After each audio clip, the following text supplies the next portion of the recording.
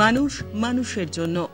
মানুষ জন্ম যেন বৃথা না যায়, তাই জীবনে মানুষ এমন কিছু ভালো কাজ করে যেতে চায় যেটা তার মৃত্যুর পরেও মানুষ মনে রাখবে। তেমনই একজন মানুষ ছিলেন সমাজসেবী রতন ব্যানার্জি।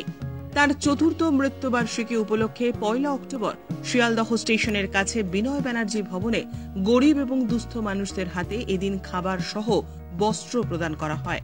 পাশাপাশি সারা বাংলা থেকে প্রায় 100 জন প্রতিবন্ধী মানুষের হাতে হুইল চেয়ার তুলে দেওয়া হয়। Ratan Banerjee rural welfare society তথা রতন ব্যানার্জি গ্রামীণ কল্যাণ সমিতির পক্ষ থেকে এই আয়োজন করেন কর্ণধার ভোলা সাময়িক।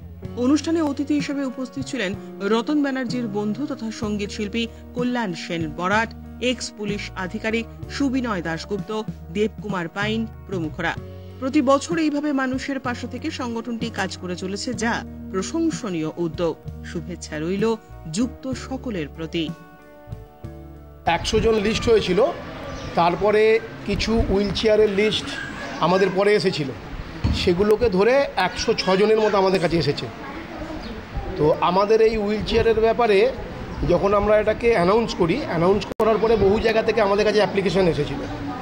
তারপরে আমরা এটাকে 10 ভাগে ভাগ করে দিই, মানে একটা টিমে 10 জন করে লোক ছিল আমাদের।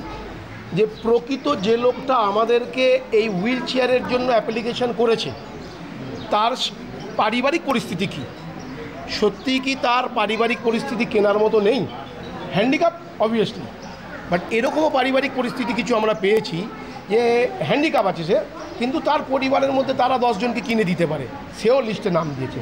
এই সব লিস্ট কাটছাঁট করে আমাদের 106 জন দাঁড়িয়েছে। 100 জন আমাদের টার্গেট ছিল, 106 জন দাঁড়িয়েছে।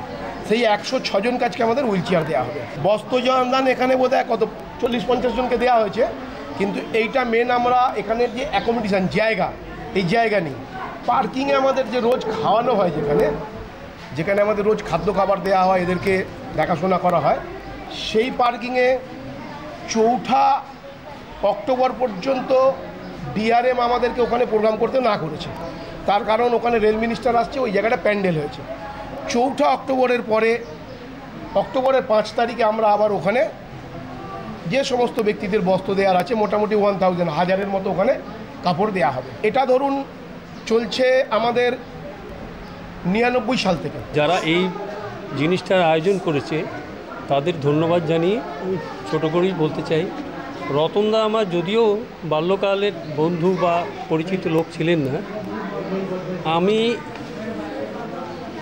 1 দশক ওনাকে পেয়েছি এবং তার মধ্যে মানবিকতা দেখে আমি সত্যিই অভিভূত হয়েছিলাম এবং তার এই মানবিকতা আমার মনেও চেতনা অনেক এনে দিয়েছে। এই যে গরিবের জন্য ওনার প্রয়াস সারা জীবনে, এবং গরিবের জন্য এত তার সময় ব্যয় এবং অর্থ ব্যয় করে উনি গরিবদের সেবা করতেন। আজকে উনি নেই, সেটা আমাদের বড় একটা শূন্যতা।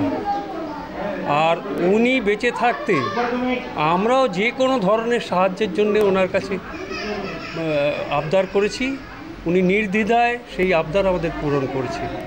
যত আমাদের ছোটোখাটো পারিপার্শ্বিক যদি কোনো কাজও থাকে, সে ধনী হোক দরিদ্র হোক, উনি কখনো বিচার করতেন না। উনি জাতি ধর্ম নির্বিশেষে সবার সেবা করে গেছেন এবং আমি লাস্টে এটাই প্রার্থনা করি, উনি যেখানেই থাক ওনার আত্মা যেন শান্তিতে থাকে, উনি যেন শান্তিতে থাকতে পারে সারা জীবন। যখন আমার বয়স 7-8, বাড়ির বাইরে প্রথম পা দিই, তখন থেকেই রতন আমার বন্ধু, এবং তখন থেকেই ওর মধ্যে একটা অর্গানাইজেশন কিছু করব, এই অর্গানাইজেশন ক্যাপাসিটি ওর মধ্যে ছিল। সে আমাদের পুজো আচ্ছা দিয়ে দেখেছি, বিভিন্ন কাজের মধ্যে দিয়ে দেখেছি, যে কোনো কাজে। আর ওর সবচেয়ে যেটা বড় গুণ ছিল, ওর কোনো কাজ না বলে কোনো কথাটা ওর জীবনে লেখা ছিল না। আমি ওকে বলতাম, হ্যাঁ তুই যে বললি, উনি যে এসে বললেন, তুই যে শুনলি কথাটা, এই কাজটা হবে, বলে দাঁড়া না দেখছি। আমি কাউকে হয়তো বলে দিল না, আমি কিন্তু জানি, কিন্তু ও কিন্তু হ্যাঁ হবে। ওটা যে কাজটা রতন করে গেছে এবং আমাদের কাঁধে চাপিয়ে দিয়ে গেছে, আমি বলবো চাপিয়ে দিয়ে কথাটা খুব স্বতঃস্ফূর্তভাবে আমার মুখ দিয়ে বেরিয়ে এলো।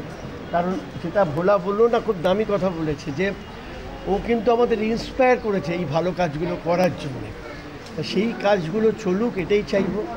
এবং আমাদের এই সমাজ থেকে অবিচার দূর হোক, আমরা সুস্থভাবে যেন বাঁচতে পারি এবং আমরা যে কোনো অবিচারের বিচার চাই, সঠিক বিচার চাই।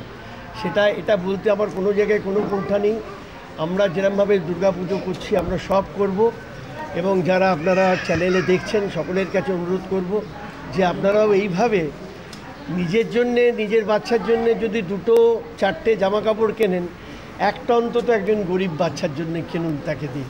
এটা দেখবেন ভেতরে একটা অন্য শান্তি, একটা অন্য প্রশান্তি আনবে। এই জিনিসটাই কিন্তু রতনের কাছে আমাদের শেখার এবং আমরা একসঙ্গে একটা দীর্ঘদিনের সম্পর্ক। সত্যি বলতে কি এখন আর এখানে আসতে ইচ্ছে করে, কারণ এটা একটা শূন্যতা কাজ করে আমাদের মনে।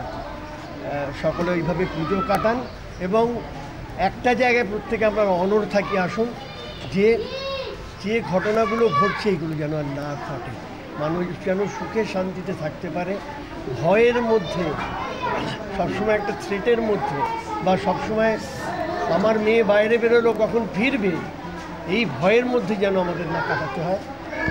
এইটুকু একটা আমি কি বলবো, আপনারা সকলে প্রার্থনা করুন দেবীর কাছে। Bureau report, channel 10।